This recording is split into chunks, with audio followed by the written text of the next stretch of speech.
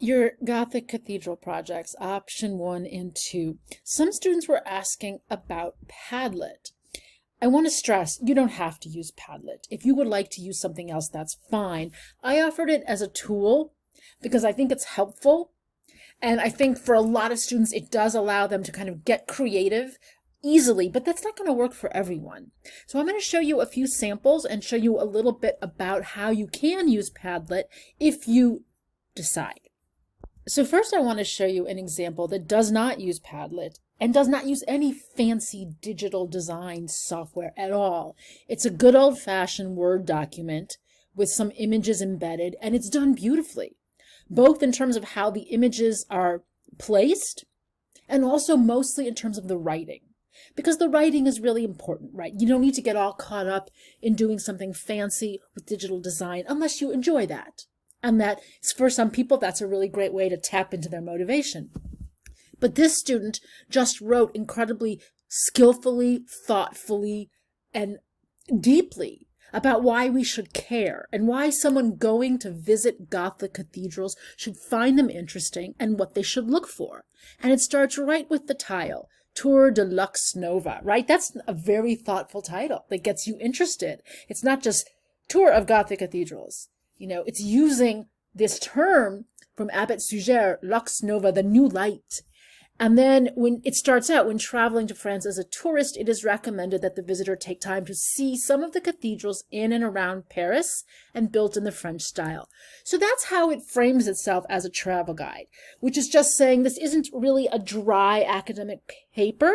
It's supposed to have a little more life to it than a dry academic paper by actually imagining someone who would go visit these cathedrals and what are you going to tell them to look out for so they understand them. So after kind of offering a historical overview, the student then breaks it out cathedral by cathedral, which is very logical. And logically starting with the Abbey Church of Saint-Denis, right? The birthplace, in order to tell a story of how Gothic developed and also to tell someone what to look for as they move from one cathedral to the next. From the Abbey Church of Saint-Denis to Chartres, what's going on? Because remember, Gothic is very much a story of development over time, where we see a kind of a visual language or an architectural language get laid out, but then developed in the direction of more height, more ornamentation, and so on. So let's turn to another student, just to get a sense of how you can do many different styles of a travel guide. And the important thing is your analysis and your craftsmanship, not how it looks or what tools you use. So this student did a beautiful job, and I'm showing you this one because this is a student who has more interest in doing some graphic design layout. I believe this was done with PowerPoint and then turned into a PDF. Very clever thing to do is to offer the reader, who you remember, we're imagining the reader is a tourist visiting these cathedrals, and give the reader a vocabulary. Wow, that was pretty creative and brilliant, right? And so we have a diagram, a cross-section diagram that incorporates some of that vocabulary. And then an introduction that included a timeline. So these are the kind of things that you can do when you're comfortable with some of the digital tools that I wanted you to know are sometimes available for you on Padlet. Again, you don't have to spend all your time doing that, though. The really important thing is whether you are accurate, whether you're explaining in depth and detail why Abbot Suger at Saint-Denis Cathedral is considered the birthplace, what it was Abbot Suger did. And certainly, I find myself, when I'm making things for you, that laying out helpful pictures, like many useful pictures, is really helpful in getting your mind to start to work analytically. Like, okay, what am I going to show them? That makes me start to think about the exterior versus the interior, and to make me think about talking about the vault and the way that we have a 3-part system on the elevation, and to think about, okay, maybe I need to explain the floor plan. That's why I think the digital tools can sometimes be useful. Here's another one that is absolutely relying just on the simple elements of text, the writing, and some embedded visuals, but it does a masterful job because it is so careful about connecting the history to the meaning. The story of the Church of Saint-Denis is one that is rooted in endurance and faith, and it all begins with one person who had the vision to change European architecture forever, Abbot Suger. So you don't need, I'm saying, a lot of pictures and bells and whistles if you have really careful thinking and writing. On the other hand, please feel free to use all of the creative elements you need to get your mind working. Because for some people, that's a key part to getting engaged in their own writing process. So let me go over to Padlet and show you some things I've made for other classes. I've made some timelines. Here's one that was a demonstration for them about how to think in time periods. And this is from my Asian art history class, with a theme of moving from aniconic, no figurative depictions, to figurative depictions in Buddhist art from an earlier time period, the reign of Ashoka, to the Gupta dynasty. So I just show you this because I find this can be a really nice tool for students to be able to combine the visual and the verbal, because this creates a little kind of paragraph section or subsection that you can then add things to. Wait, sorry, my computer's been kind of slow. My internet's off. In other words, I have an image that I've chosen and I'm relating it to a text explaining that. And I think for some people, it's really nice how Padlet structures that for you. This is the Padlet timeline format.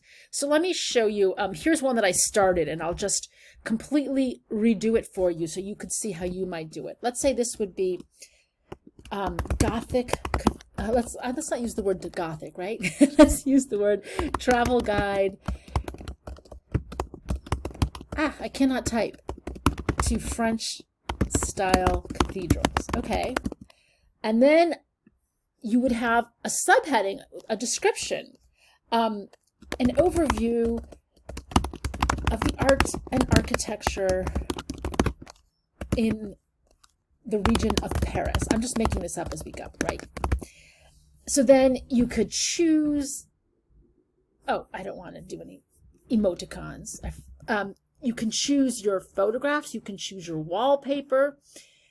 So let's save this. And then what's going on?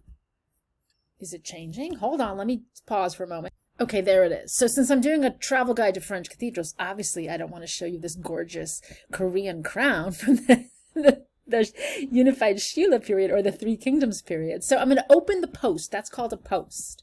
And here you have the option of actually editing the post. So I could choose to remove this image, and I could choose to get an image of stained glass in here. Let's see. So look, I just clicked on images and I typed in Saint-Denis, and you have this cornucopia of images that you can choose from, right? So I'm not going to continue this, and then you're able to type in your text and say, hello, visitor to Saint-Denis.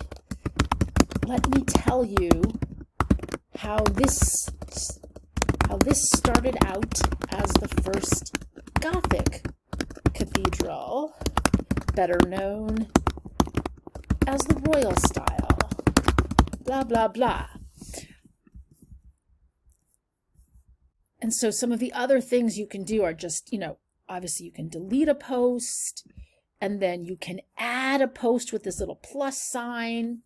So if I wanted to delete all these Korean posts, I would just delete them. Well, now this one won't let me because it doesn't like my fingers on the little dots. Okay, delete.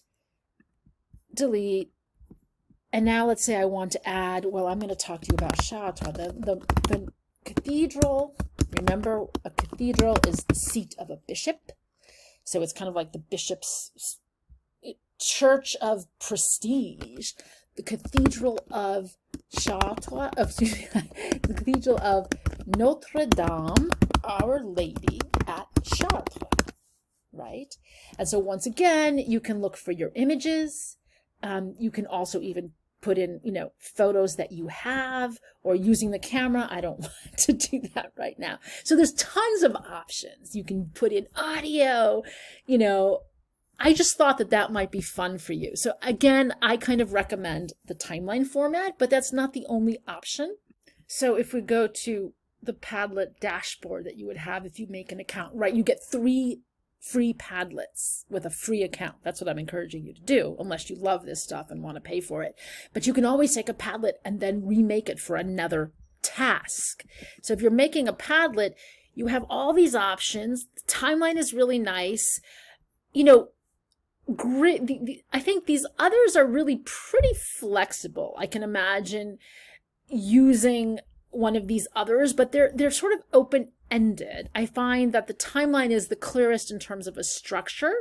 You could potentially make a map with your cathedrals, if you were choosing different regions of Europe or different regions of France. So if you have more detailed questions, you can definitely ask me. I'll stop here.